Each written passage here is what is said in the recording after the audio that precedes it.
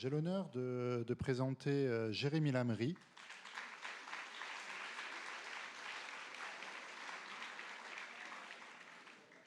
qui est quelqu'un qui n'a rien à voir avec la maladie mentale, mais qui est un chercheur entrepreneur et qui a énormément théorisé sur les soft skills, sur des capacités qui sont présentes, à mon avis, chez énormément de soignants. Et je trouve que son intervention va prendre tout son sens quand vous l'aurez écouté. Jérémy. Merci Jérôme. Ok. Je vais... Ah.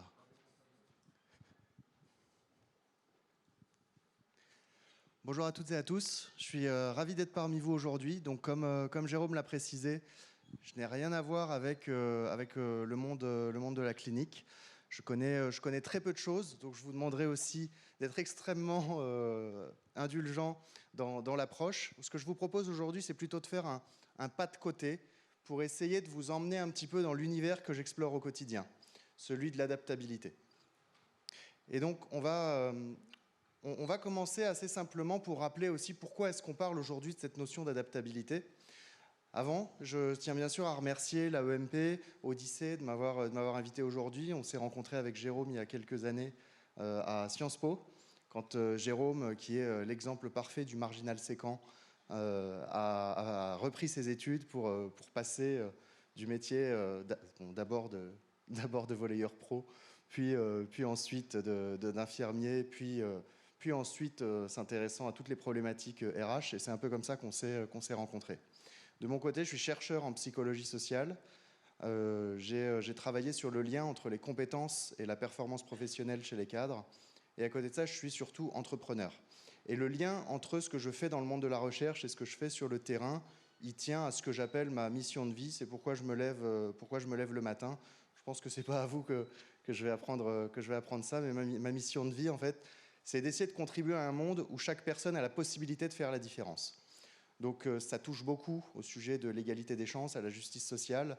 Et étant donné la place que le travail prend dans notre société, j'ai choisi d'attaquer le sujet par le monde du travail. Comment est-ce que le monde du travail, demain, est plus inclusif, plus juste, et comment est-ce qu'on n'est pas tout le temps obligé de mettre en opposition performance et bien-être, notamment par exemple en termes de santé mentale, où de plus en plus, on voit à quel point les deux commencent à s'opposer. Donc sur le fil, vous verrez que j'emprunte des références à beaucoup de sujets, même si je vais essayer de ne pas trop entrer dans l'univers d'Alain Berthoz, je n'oserais pas. Mais de formation, je suis physicien en quantique et je suis passé par l'ingénierie industrielle, par la finance, par la psychologie, par pas mal d'autres domaines. Donc vous verrez que de temps à autre, en fait, j'essaie de ne pas me cantonner à une seule science. Je pense que c'est ce qui fait aussi la richesse dans les sujets complexes qu'on vit aujourd'hui. Pour commencer, on peut parler un peu de tout ce qui se passe dans notre société. Vous l'avez vu avec le Covid, vous l'avez vu avec les crises à répétition. On est dans un monde que l'armée américaine appelle VUCA. VUCA, c'est l'acronyme pour volatile, incertain, complexe et ambigu. C'est un monde où tout change très vite, où il est très difficile de se projeter. Et pour les individus, autant que pour les organisations, ça peut être extrêmement compliqué de ne plus pouvoir se projeter. À mon échelle, je le regarde au niveau des organisations. Là où il y a encore 10 ans, on pouvait faire par exemple des projections financières, des business plans à 5 ans ou 10 ans. Aujourd'hui, une organisation est très contente quand elle est capable de faire un budget fiable à 2 ans. Donc ça implique beaucoup de choses parce que ça veut dire aussi par exemple des compétences dont on va avoir besoin demain, les personnes dont on va avoir besoin dans les organisations, on ne le sait pas forcément à l'avance. Et ça change beaucoup de choses dans la manière dont on travaille, puisque du coup, avant, on recrutait des gens parce qu'ils savaient faire un métier. Aujourd'hui, on recrute des gens parce qu'ils vont être capables d'apprendre des métiers. C'est extrêmement différent dans l'approche, et c'est ce qui est en train de se passer. Et je pense que ça, c'est vrai pour globalement toutes les industries. Il y en a qui démarrent un petit peu après d'autres, mais c'est en train d'arriver partout. Et ça, c'est très très lié à la manière dont finalement le travail a évolué ces 50 dernières années sous l'impulsion du digital. Donc, on le voit globalement petit à petit, le digital s'infiltre dans tous les aspects de notre quotidien. Et il a l'air en fait de prendre certaines tâches, parfois même, on dirait, certains métiers. Quand on creuse un peu, on se rend compte que le digital ne remplace pas des métiers, il les transforme. Et ces métiers, ils deviennent autre chose. Comment est-ce qu'on explique ça? On explique ça par la nature des tâches qu'il y a dans des métiers. Dans un métier, on peut dire qu'il y a deux grands types de tâches. Des tâches qu'on va appeler routinières et des tâches qu'on va appeler non routinières. Les tâches routinières, ça va être les tâches qu'on fait toujours de la même manière. Si par exemple, je vous donne une tâche routinière intellectuelle simple, c'est 2 plus 2, ça fait toujours 4.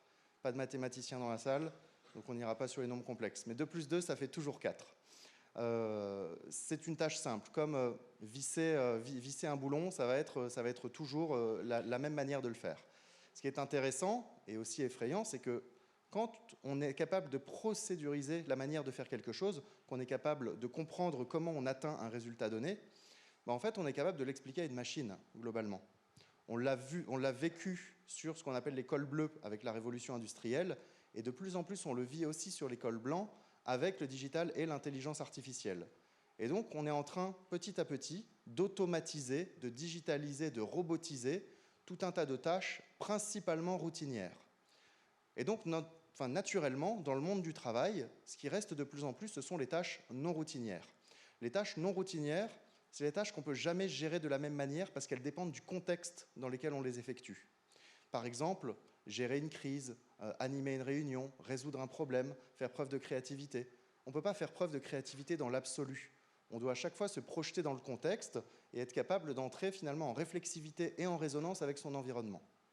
Donc ça, c'est un aspect qui est extrêmement important, et c'est ce qui explique que sur les 50 dernières années, la demande en tâches non routinières a augmenté de 40%, en compétences non routinières a augmenté de 40%, là où la demande en compétences routinières a diminué de 20%.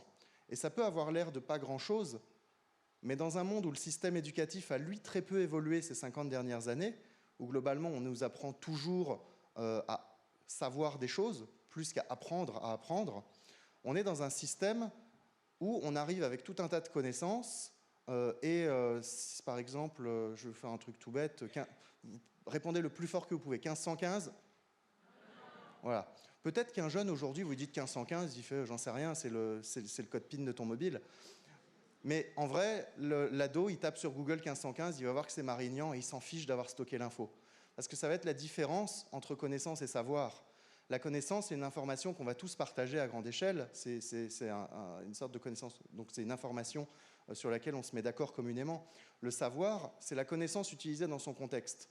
Et en fait, une connaissance sans contexte n'a pas de grande utilité. Parce que si maintenant je vous dis, OK, comment on pourrait utiliser les enseignements de la bataille de Marignan pour mieux comprendre le contexte géopolitique actuel dans la crise ukrainienne? Bah là, je pense que... Moi, je ne sais pas répondre en plus. Donc, globalement, en fait, tout de suite, le sujet est bien plus complexe. Pourquoi? Parce qu'il s'agit de le mettre en situation. De nos jours, c'est de ça dont on a besoin. On n'a pas besoin de tout savoir. Il faudra toujours des connaissances, c'est fondamental. Mais on peut les acquérir au fil de l'eau. Ce qui est important, c'est comment est-ce qu'on est capable de mettre ces compétences, ces connaissances en mouvement dans des situations pour venir à résoudre des problèmes complexes. On va venir après sur cette autre partie. Tout ça, ce que ça implique, c'est qu'on doit être capable d'apprendre à apprendre et on doit être capable de désapprendre également. Et ça veut dire qu'on doit être capable de modifier notre manière de gérer les choses. Donc, pour pouvoir vous illustrer un petit peu ce fonctionnement, on va faire un petit jeu. En plus, là, on est après le repas, il fait un peu chaud, donc ça va nous permettre de bouger un petit peu. Donc, je vais vous demander à tous, s'il vous plaît, de vous lever. Ça va durer quelques minutes, mais vous allez voir, c'est très rigolo. Enfin, moi, je vais beaucoup rire. Viens avec moi. Viens avec moi.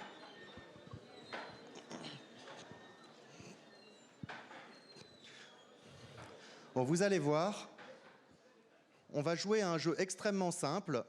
Les consignes sont extrêmement simples. Vous pourriez les assimiler pratiquement en dormant ou en faisant n'importe quoi d'autre. On va avoir 6 consignes. La première consigne, ça va être « lever les mains ». Donc allez-y, levez les mains.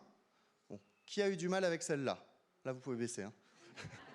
Donc, levez les mains, baissez les mains. Donc là, on fait le geste vraiment pour montrer qu'on les baisse. À chaque fois que je vais vous donner une consigne, on le fait 2-3 secondes et puis après, on revient à l'état normal. Il n'y a pas de piège, hein. Il n'y a pas de séquence. On est vraiment sur des opérations simples.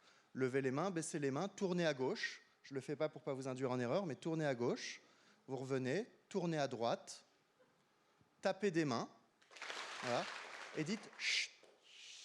Bon, c'est extrêmement... Voilà, vous voyez, il n'y a pas de piège là-dedans.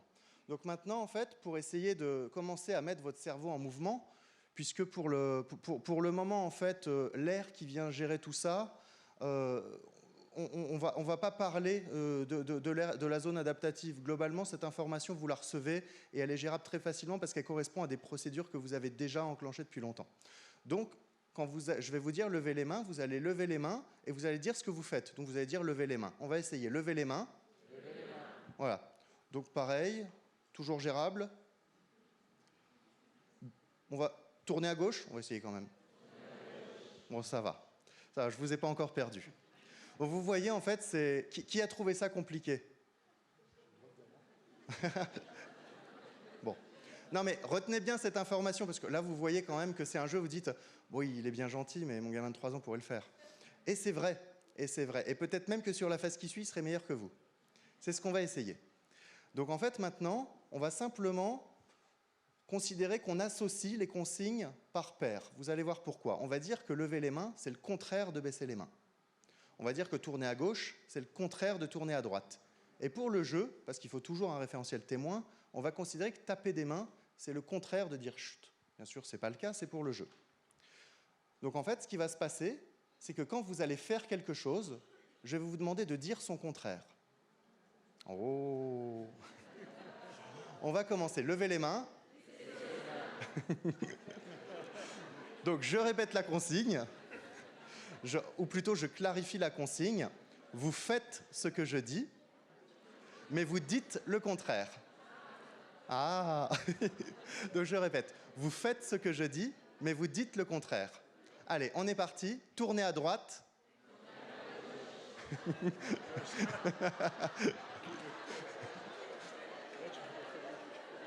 Allez, encore un. Vous êtes avec moi? Baissez les mains.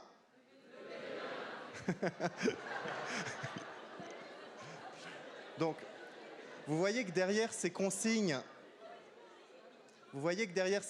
qui sont a priori éminemment simples, lever les mains, baisser les mains, le simple fait de vous donner une consigne supplémentaire qui constitue un paradoxe pour votre cerveau, ça a tendance à bloquer, voire à nous tromper. Et en fait, ça va être assez compliqué pour nous de se dire, au moment où ça arrive, là, je pense que la plupart d'entre nous, on ressent cette espèce de micro-stress. Oh, comment je fais pour ne pas me planter? Donc là, on parle d'un micro-stress. Et à côté de ça, pourquoi est-ce qu'il est généré? Parce qu'en fait, je vous donne ce qu'on appelle une injonction paradoxale. Je pense que dans le monde du travail, on connaît un peu tous ça. Et donc, cette injonction paradoxale, elle est complètement insoluble pour votre cerveau. Et donc, la manière que le cerveau a de résoudre ce type de problème, c'est de séquencer. Si vous voulez aider votre cerveau à mieux travailler cet exercice, vous n'avez qu'à choisir ce que vous faites en premier. Est-ce que vous parlez ou est-ce que vous faites? Choisissez par exemple de faire la consigne en premier. Si la consigne, ça va être de lever les mains, déjà vous levez les mains, et après le contraire, ce sera beaucoup plus facile pour vous de dire baisser les mains, sans vous tromper. Donc c'est vraiment le sujet. Vous verrez que globalement, vous le ferez plus vite et vous vous tromperez moins. Donc on va essayer toujours pareil. Vous faites ce que je dis, et vous dites le contraire. Choisissez dans votre tête à l'avance dans quel ordre vous faites les choses. Tournez à droite. Voilà, d'un coup, tout de suite, ça paraît beaucoup plus fluide. Donc vous voyez cette notion de séquencement, c'est un exemple dans le monde. Enfin, je me sens terriblement gêné de parler de ces sujets devant Alain Berthoz, il doit me prendre pour un junior. Parce que, bon, moi j'ai beaucoup aimé votre ouvrage sur la simplicité notamment. Mais donc, en fait, on voit bien que derrière, en fait, des consignes simples, mises bout à bout, on crée de la complexité. Et le monde dans lequel on vit, il n'est pas toujours forcément compliqué, mais il est extrêmement complexe. Et pour notre cerveau, parfois, ça peut être compliqué de gérer ces informations. Parce qu'ensemble, si on les prend séparément, ce sont des infos simples, mais la manière dont on doit les conjuguer peut être complexe. On va finir par un exercice pour lequel, dans le monde du travail, on est tous très forts. Je vais vous dire quelque chose. Vous allez faire le contraire, dire le contraire. On est parti, baissez les mains. Ah bah là, tout le monde y arrive. Hein. Dès qu'il faut s'opposer, ça, c'est un exercice, on n'a pas fait l'étude. Merci. Vous pouvez vous rasseoir, merci beaucoup. On n'a pas fait l'étude, mais on pourrait dire que probablement les Français ont un meilleur score sur ce dernier exercice que n'importe quel autre pays au monde. Cette allégation n'est vérifiée par aucune donnée. Bref, On va poursuivre.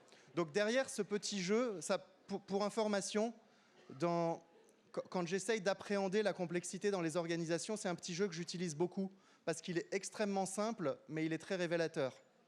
Et en plus de ça, vous voyez, vous avez rigolé, donc statistiquement, il y a plus de chances qu'à partir de maintenant, vous m'aimiez bien. Donc, ce sujet, pour introduire ce qui se passe dans notre société, c'est-à-dire peut-être que tout séparément, c'est simple, mais ensemble, ça devient compliqué à gérer pour nous. Ça devient extrêmement complexe. Et à moins de nous apprendre, d'arriver à apprendre, en fait, à un moment donné, on est bloqué, ça peut générer du stress. Il faut savoir que c'est un sujet que je prends avec beaucoup de pincettes parce que je suis en face de spécialistes, mais on peut considérer que d'un point de vue psychologique, le stress apparaît quand le sentiment d'incompétence apparaît. Et là, je parle du sentiment d'incompétence dans la notion de compétence posée par un grand expert français qui s'appelle Guy Le Botterf, qui explique que pour lui, la compétence, pour répondre à votre question d'hier soir, Alain, qui explique que pour lui, la compétence, donc c'est avant tout la capacité à accomplir une tâche ou une série de tâches, mais en associant 3 dimensions assez distinctes. De manière générale, en France, quand on parle d'une compétence, d'ailleurs, c'est un terme qui est apparu dans les années 70. Avant, on parlait de qualification au poste de travail. Et à partir du moment où le travail a commencé à beaucoup changer, on a déplacé la qualification du poste vers l'individu. Et donc, c'est pour ça que depuis, on parle beaucoup de compétences. Mais en France, c'est en gros, on sait faire ou on ne sait pas faire. La compétence est une notion extrêmement binaire. Et elle a très souvent été associée à des aspects extrêmement techniques, très métiers. Donc là, quand on va parler des soft skills, d'ailleurs avec un terme anglais, on comprend pourquoi, vous allez voir qu'on est très loin de tout ça. Mais il y a déjà plus de 20 ans, Guy Le Botterf expliquait que dans cette notion de compétence, on a 3 grandes dimensions. On a déjà le savoir-agir, c'est un peu ce qu'on dirait à la française, il sait faire, il ne sait pas faire, mais ce n'est pas suffisant. Parce qu'en fait, une compétence ne peut vraiment s'exercer que dans un contexte donné. Et ce contexte, en fait, il va dépendre notamment de 2 choses. Il va dépendre, en plus du savoir-agir, il va dépendre de ce qu'on appelle le vouloir agir et le pouvoir agir. Donc, savoir agir, vouloir agir, pouvoir agir. Le vouloir agir, c'est extrêmement connatif. Ça va être extrêmement lié à notre manière, en fait, d'interpréter ce qu'on a à faire et est-ce qu'on a envie ou pas de le faire, pour résumer. Et donc, si on n'a pas envie de faire quelque chose, eh ben, c'est intéressant de voir que dans ce référentiel-là, finalement, on n'est pas compétent. C'est-à-dire que si on n'a pas le vouloir agir, on peut ne pas être compétent, même si on sait faire. Et le pouvoir agir, c'est est-ce qu'on dispose en fait des conditions extérieures pour pouvoir mettre à profit notre compétence, la mettre en œuvre. Parfois, on sait faire, on veut faire, mais on ne peut pas faire. Et donc, la compétence, ce n'est pas quelque chose qui se trouve dans l'absolu, c'est quelque chose qui est extrêmement lié à un contexte donné, à notre capacité à le faire, mais à notre capacité à avoir envie de le faire, et à la capacité de l'environnement de nous donner les éléments nécessaires pour le faire. Et donc, en fait, en psychologie, on explique que le sentiment de stress survient dès lors que le sentiment d'incompétence apparaît. Et le sentiment d'incompétence peut apparaître quand l'une ou plusieurs de ces 3 dimensions ne sont pas remplies. Le savoir agir, je sais gérer la situation, c'est un peu ce qu'on vient de faire là, okay, je comprends comment je dois le faire. Le vouloir agir, est-ce que j'en ai envie? Et le pouvoir agir, est-ce que j'ai le sentiment que le contexte me permet de réaliser ce que j'ai à réaliser? Tout ça contribue à ce qu'on va appeler le sentiment d'efficacité personnelle. Bref, je passe un peu sur ces sujets-là. Le plus important à retenir là-dedans, c'est qu'on arrive sur des sujets où, lorsque du jour au lendemain, on ne vous donne jamais les mêmes tâches à faire, où tout est toujours nouveau, ce n'est pas forcément évident de rassembler ces 3 dimensions en même temps, le savoir agir, le vouloir agir, le pouvoir agir. Et donc, on arrive très vite dans des environnements qui peuvent générer du stress parce qu'en fait, on change trop souvent et le cerveau a plutôt tendance à aimer la routine et donc ça peut devenir de plus en plus compliqué. Et donc, on va parler, pour avancer un petit peu sur l'intervention, on va parler de ce qu'on appelle les compétences du XXIe siècle. Depuis une trentaine d'années, bon, je peux même remonter plus loin, puisque dès le début du XXe siècle, que ce soit avec des experts comme Maria Montessori, mais aussi avec la Fondation Carnegie ou plein d'autres experts, ils étaient en train d'observer qu'avec la révolution industrielle, la nature des tâches dans les organisations était en train de changer, et que ça impliquerait notamment de changer les modes éducatifs, et que ça impliquait de changer ce qu'on enseigne aux élèves. Plutôt que de leur enseigner des connaissances, c'était intéressant de leur apprendre des comportements. C'est comme ça qu'on l'exprimait à l'époque. Et donc, dans ces comportements, je n'aime pas le terme, je vous expliquerai pourquoi après. On va parler de 4 grandes compétences clés qui sont nécessaires au XXIe siècle pour favoriser notre capacité à nous adapter dans n'importe quel contexte. Créativité, esprit critique ou pensée critique pour être plus fidèle à la notion anglo-saxonne, communication et collaboration. Donc ces 4 grandes compétences font partie d'un référentiel un peu plus large qu'on appelle le référentiel des compétences du XXIe siècle, proposé par le World Economic Forum aujourd'hui, mais à l'origine issu d'un regroupement d'entreprises de la technologie. Ces travaux-là, ils datent d'il y a plus d'une vingtaine d'années, et à l'origine, c'est IBM, Microsoft et Cisco qui ont travaillé ensemble en se disant, bah, tiens, toute la technologie qu'on fout sur le marché, on est en train de changer pas mal de choses quand même. Si on s'intéressait à comment dans nos organisations, on continue à garder des gens performants. Donc, c'est-à-dire adaptables à une économie où les tâches routinières deviennent automatisées. C'est vraiment ça le gros sujet en toile de fond. Hein. Et donc, derrière ces quatre grands construits, donc, on le justifie. Donc, pour aller un petit peu vite dans l'explication, il faut se dire que si globalement, on a des machines, des algorithmes qui petit à petit sont capables d'effectuer les tâches routinières, c'est-à-dire les tâches pour lesquelles on a déjà une manière de résolution. Ça veut dire qu'il reste à faire que les tâches non routinières, celles pour lesquelles on n'a pas de méthode à l'avance, où ça va dépendre du contexte. Et donc, quand on n'a pas la solution à l'avance, ça s'appelle un problème. Et donc, finalement, ce qui va jouer de nos jours, c'est la capacité du cerveau à résoudre des problèmes, et de plus en plus des problèmes complexes. C'est pour ça qu'on va rajouter la notion de communication et de collaboration, parce qu'on doit résoudre ces problèmes à plusieurs. Et c'est un peu le propre des organisations, aujourd'hui, qui fonctionnent de plus en plus en mode projet. Ça va être finalement de développer la capacité des collaborateurs à réfléchir et interagir dans des contextes donnés, donc de manière adaptée. Et on résume tout ça par ces 4 grandes compétences. Le sujet va beaucoup plus loin que ça, puisque par exemple, quand vous voyez ça, là je m'adresse quand même à des professionnels de la santé mentale, vous voyez bien qu'il manque le côté réflexivité, auto-organisation, autogestion, donc il manque quand même pas mal d'aspects. C'est pour ça que ce premier référentiel, il est intéressant quand on parle de grandes politiques publiques, mais très vite, il faut rentrer dans un peu plus de détails. Donc, avec le laboratoire Paris-Descartes, donc anciennement l'ATI, le l'APA, et avec JobTeaser, qui est aujourd'hui le leader européen du recrutement et de l'orientation des jeunes, on a développé un référentiel de soft skills qui permet d'être un peu plus holistique et exhaustif dans la manière dont on approche ces fameuses soft skills dont on va parler juste après. L'objectif étant bien sûr de prendre en compte ces aspects-là, mais également aussi tous les aspects liés à l'amélioration continue de soi, qui est de nos jours un facteur assez fondamental. Quand par exemple, moi, j'ai monté plusieurs entreprises, et dans l'une d'entre elles, on est passé de 80 à 400 en moins de 12 mois. Et donc quelque chose qu'on disait aux collaborateurs qui nous rejoignaient, c'est on leur disait, voilà, on vous a embauché, est-ce que vous êtes les meilleurs sur votre sujet ? Mais vous arrivez à un stade où l'organisation grandit plus vite que vous. L'organisation mûrit plus vite que vous. Ça veut dire qu'en fait, si vous ne restez pas en permanence stimulé, si vous ne restez pas en permanence dans une logique positive, en fait, très rapidement, vous serez dépassé par l'organisation. Et ça, c'est un vrai risque pour vous d'acquérir un sentiment d'incompétence. Donc, on a beaucoup travaillé sur comment est-ce que finalement, on garde des gens, d'une part, épanouis, mais de l'autre côté, en situation de développement permanent. Et donc, c'est dans notre société, si on dit ça à des gens, pour une grande partie de la population, ça va générer un stress, cette notion de développement permanent, parce que ça sonne un peu comme une injonction. Donc comment aussi est-ce qu'on repense le sujet pour que le développement soit vu quelque chose de positif, et notamment dans l'économie dans laquelle on arrive, le développement tout au long de la vie. Donc là, c'est un peu le fameux référentiel dont je vous parlais tout à l'heure, celui du World Economic Forum et du P21, qui parle des 4 C, mais qui inclut tout un tas d'autres choses. Ils mettent par exemple dedans ce qu'on appelle la littératie numéraire, c'est savoir compter, mais aussi savoir écrire, tout un tas de bases fondamentales qui permettent en fait de s'intégrer dans la société.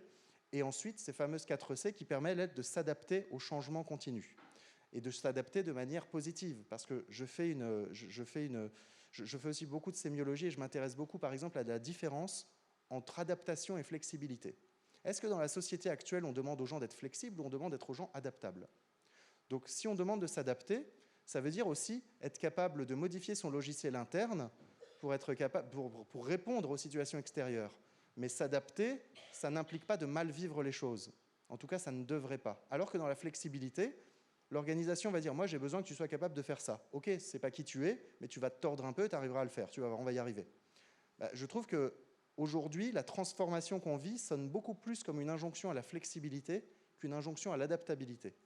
Et je prône pour qu'on arrive vraiment dans un modèle où on met en place les bases de l'adaptabilité plus que les bases de la flexibilité, sans quoi on recrée un nouveau mode d'aliénation.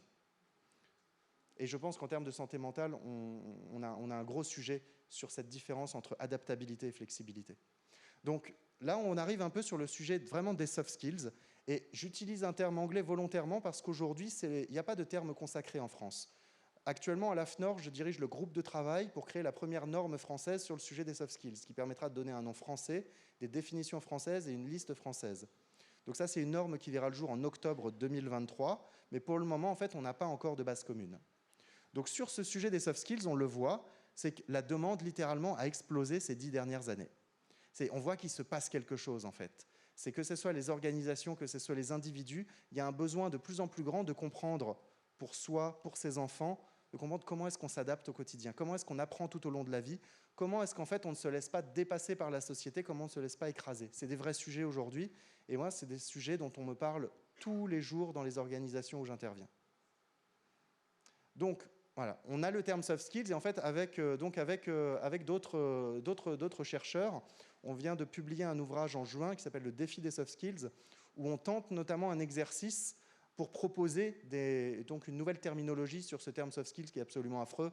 Et donc, on parle par exemple de compétences socio-cognitives, ce qui nous paraît décrire quand même le mieux la nature de ces compétences-là, mais qui est un peu barbare, pas très sexy. Donc, on pourrait aller sur compétences transversales. Les Canadiens parlent beaucoup d'habileté. Donc, pour certains, vous direz c'est que des mots, mais encore une fois, pour moi, c'est les mots qu'on utilise déterminent la compréhension qu'on a d'un sujet et déterminent aussi ce qu'on va y mettre derrière. Encore une fois, habileté, adaptabilité. Donc ça a son importance, les mots qu'on choisit, parce que ça peut déterminer pas mal les politiques qu'on va utiliser derrière pour y arriver. Donc tout ça, je vous l'enverrai si vous voulez. Hein. C'est simplement pour aussi vous faire prendre ce pas de côté, vous faire réfléchir, faire comprendre que derrière chaque concept, il y a des nuances qui sont légèrement différentes, mais qui peuvent beaucoup jouer aussi sur est-ce qu'on est centré sur la performance d'une organisation ou le bien-être d'un individu. Donc il y a beaucoup de choses comme ça qui sont à prendre en compte. Je pense que dans le système hospitalier, comme partout, ce sont des réalités également, et il faut pouvoir les prendre en compte. Donc maintenant, j'en arrive un peu sur le concept de compétences, puisque quand on parle de soft skills, c'est parce qu'en opposition, on met ce qu'on appelle les hard skills. Pour résumer très largement et de manière non parfaitement linéaire, en France, on va parler de compétences techniques et donc de soft skills ou compétences transversales, comme dit France Stratégie. Mais en fait, ce que je pense, c'est qu'il n'y a pas deux familles de compétences. Ce n'est pas comme ça que fonctionne la compétence. Et je ne pense pas que ce soit comme ça que fonctionne le cerveau. Comme l'a montré Alain Berthoz, c'est les processus qui nous permettent de passer à l'action sont d'une part très liés à la perception et d'autre part sont éminemment complexes et il n'y a pas une zone qui fait tout. Ce n'est pas comme ça que ça marche. Donc, le concept d'un point de vue psychologique de se dire il y a des compétences techniques et d'autres compétences, non, ça ne marche pas comme ça. Il faut plus le voir comme une recette de cuisine. On a des ingrédients. On a des ingrédients et en fait, chaque compétence a sa dose d'ingrédients. Et suivant les types d'ingrédients qu'il y a dedans, on va être plus proche de soft skills ou plus proche de compétences techniques. Je parlais principalement de 3 grandes dimensions, et ça, c'est des travaux. Là, je n'ai rien inventé. Hein. C'est des choses qui existent depuis 200 ans dans la littérature. On parle notamment de tout un tas de grands chercheurs qui se sont mis d'accord sur ce qu'on appelle la Trilogy of the Mind, ou la trilogie de l'esprit, qui regroupe les 3 grandes dimensions que vous connaissez probablement, cognition, conation, affect ou émotion.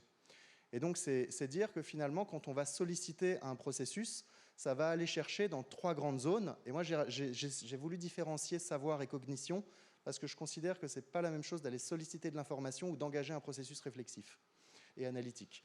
Donc, on va avoir la partie cognition, qui va être vraiment notre capacité à structurer un raisonnement. On va avoir la partie affect, qui va être plus liée vraiment aux émotions, donc aux heuristiques de l'action qu'on va pouvoir ressentir. La partie conation, qui va être plus liée à nos préférences, donc nos préférences de personnalité, nos moteurs de motivation, tout ce qui va constituer un peu nos tendances de comportement. Dans telle situation, on a plutôt tendance à se comporter comme ça. Mais ce n'est jamais absolu, puisque derrière, on va avoir les 2 autres facettes qui vont venir nous réguler ou nous déréguler. Et la dimension savoir, bien sûr, puisque en fait, là, j'ai bien parlé de savoir et pas de connaissance, c'est un peu volontaire, c'est pour vraiment parler aussi d'une mise en application. Donc c'est un peu la base de données dans laquelle on va taper quand on a besoin de faire quelque chose. Et donc ça, c'est aussi quelque chose qui est fondamentalement important. Ce qu'on pense, c'est qu'une compétence, quelle qu'elle soit, elle est composée de ces 4 ingrédients. Les soft skills vont avoir des dimensions affectives, cognitives et cognitives beaucoup plus importantes que des hard skills qui, elles, vont beaucoup plus faire intervenir la notion de savoir. Ça ne veut pas dire que pour pouvoir s'adapter pour pouvoir agir de manière adaptée dans un contexte donné, il ne faut pas avoir de connaissances. Ça veut dire que ce n'est pas ce qui va jouer en premier. C'est dans vos métiers, par exemple, j'imagine que le sens de la communication, le sens de l'accueil, le sens du service doit être au cœur. Et bien sûr que c'est des choses qu'on peut apprendre, mais vous savez aussi quand même que c'est quelque chose qu'on a en soi qui fait partie de notre identité. Et donc, en fait, tout ce que vous voyez là, ce sont des choses qu'on peut développer, hein. On ne les développe pas tous à la même vitesse et pas avec la même amplitude. Et ça implique, pour apprendre tout ça, ça implique de désapprendre tout un tas de choses aussi. On va pas le traiter aujourd'hui, dommage. Mais en tout cas, il faut bien comprendre que tout ça, ça se développe, mais de manière différente. Et donc moi, aujourd'hui, je vois émerger beaucoup de formations en soft skills, de tout un tas de choses. Et on vous met dans une salle de classe et on vous fait comme si on vous apprenait Marignan. Sauf que non, ça ne marche pas comme ça. Ça ne marche pas comme ça. Parce que si je veux développer votre capacité de perception des émotions ou même d'empathie, votre capacité à vous décentrer, ce n'est pas du tout pareil que si je vous fais un cours d'histoire. C'est-à-dire, mettre de l'information, ce n'est pas la même chose que modifier le logiciel, les lunettes avec lesquelles on regarde le monde et avec lesquelles on ressent le monde. Pareil pour la cognition, la manière dont on réfléchit. Et en fait, ce qu'on regarde, c'est que tout au long de l'histoire, on a des techniques pédagogiques et des méthodes pédagogiques. Les techniques pédagogiques, ce sont vraiment des techniques qui vont être utilisées pour pouvoir faire passer certains blocs de connaissances ou certaines évolutions comportementales. Donc l'exemple d'une technique pédagogique, ça va être la classe inversée. Ça va être ce type d'éléments. Et après, par-dessus ça, on a des méthodes pédagogiques. Une méthode pédagogique, ça va être un ensemble de techniques pédagogiques qui sont regroupées par une idéologie. L'exemple concret, c'est la méthode Montessori, par exemple. C'est-à-dire que, en fait, moi, par exemple, j'aime beaucoup les techniques pédagogiques utilisées dans la méthode Montessori. Je ne suis pas du tout fan de l'idéologie qu'il y a derrière. Parce que pour tout un tas de raisons, je pense en fait qu'avec développer l'adaptabilité, ça veut pas dire, ça veut aussi dire développer la capacité à s'intégrer quand même dans un système, quel qu'il soit, et non pas juste la capacité à être soi-même. Parce qu'on le voit, par exemple, la difficulté de ce type d'école, des enfants qui en sortent, à ensuite entrer dans le système classique, c'est on voit bien quand même qu'on a aujourd'hui encore un sujet sur l'idéologie derrière la pédagogie, qui dit c'est important que tout le monde soit soi-même, mais si tout le monde est soi-même, comment on fait société aussi demain? Donc il y a ces sujets-là. Et donc, en fait, sans entrer dans trop de détails, on peut parler de ces grandes techniques pédagogiques, méthodes pédagogiques. Et en fait, ce qu'on remarque, c'est que quels que soient les métiers, à partir du moment où on veut, à un moment donné, agir sur les comportements des individus, on va se retrouver face à ce qu'on appelle ce tétraèdre de la compétence, parce qu'en fait, on va vouloir essayer d'aider la personne à développer certains des ingrédients, certains des aspects, et de le faire dans une logique, non pas de flexibilité, je vais te dire quel comportement adopter pour pouvoir faire ça. Non, non. On va plutôt aider la personne à comprendre le monde différemment pour changer sa propre perception. Et je terminerai là-dessus. Je pense qu'on aura fini un petit peu en avance, mais tant mieux. Je terminerai là-dessus en expliquant un petit peu ce qu'on avait appelé les bases identitaires du développement de soi. Parce que là, on parle bien sûr d'avoir des connaissances, de les développer, mais il faut savoir en fait qu'on ne peut pas développer ces fameuses compétences, donc des construits complexes qui vont nous permettre en fait d'atteindre un résultat par l'action. On ne peut pas les développer sainement sans certaines bases identitaires. Et là, je parle avec toutes les précautions du monde parce qu'on est quand même sur des choses qui sont extrêmement conceptuelles. Mais on va parler de 3 grandes bases: l'estime de soi, la confiance en soi et l'affirmation de soi. Je pense que dans vos sujets, c'est des problèmes auxquels vous êtes fréquemment confrontés, le manque d'estime de soi, le manque de confiance en soi, le manque d'affirmation de soi. Et pourtant, ce sont des sujets, c'est-à-dire que vous pouvez faire tous les programmes de développement des soft skills, d'adaptation comportementale, de ce que vous voulez. Si les personnes n'ont pas au préalable bien travaillé sur ces 3 grands sujets, ça devient très difficile. L'estime de soi, est-ce que j'ai de la valeur? La confiance en moi, est-ce que j'ai la confiance de pouvoir utiliser cette valeur? Et l'affirmation de soi, est-ce que je peux montrer cette valeur au monde? Est-ce que je sais le faire? Est-ce que j'en ai envie? Et donc, en fait, ces 3 grands construits, avant même de chercher à développer quoi que ce soit, c'est là-dessus qu'il est nécessaire de travailler. Que ce soit à l'école, que ce soit n'importe où. C'est à partir du moment où on veut aider les gens à progresser, j'ai la conviction, ce que me montrent mes revues de littérature, ce que me montre le terrain, et maintenant on est en train de mener des expérimentations pour essayer de le prouver, mais encore une fois, on est aussi sur des termes en psychologie où les frontières sont extrêmement floues parce qu'on a souvent très peu de consensus. Et donc, en fait, je suis convaincu qu'on est sur des sujets avant tout de développement de l'estime de soi, de la confiance en soi et de l'affirmation de soi.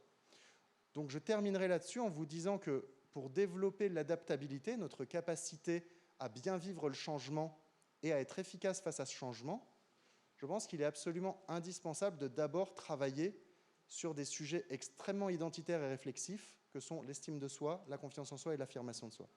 Je m'arrêterai là parce qu'il reste encore 5 minutes, mais ça sert à rien de durer pour durer. Pour ceux qui veulent, je peux vous envoyer les versions PDF de ces deux ouvrages, dont le dernier qu'on a sorti en juin avec d'autres chercheurs, dont, je le dis, le mari de Sylvie, Todd. Et donc, je serais ravi de vous envoyer un exemplaire en PDF de l'ouvrage, ou de répondre à vos questions aussi, et de prendre tous les retours que je peux prendre, parce que ça nous permet aussi de trouver des axes de travail au quotidien. Je vous remercie vraiment.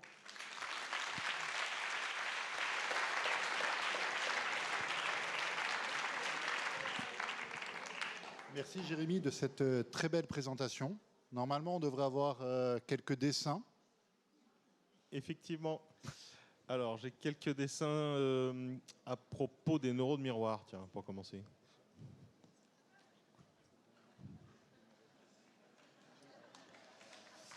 Et alors ensuite, j'en ai un autre, j'ai un peu honte, parce que j'attends d'avoir quelqu'un qui est en Collège de France pour sortir les vieilles blagues de potache, mais bon, admettons.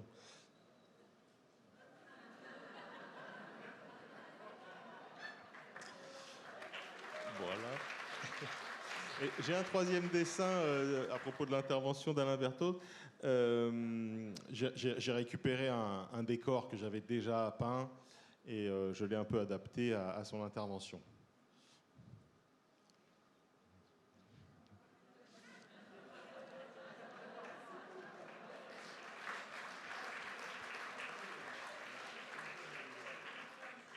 Et puis j'ai un dernier dessin sur l'intervention de Jérémy Lamry à propos des compétences du XXIe siècle.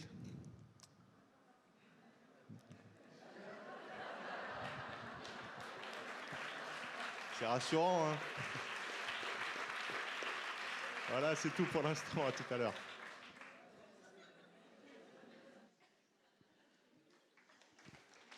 Merci pour ces formidables dessins.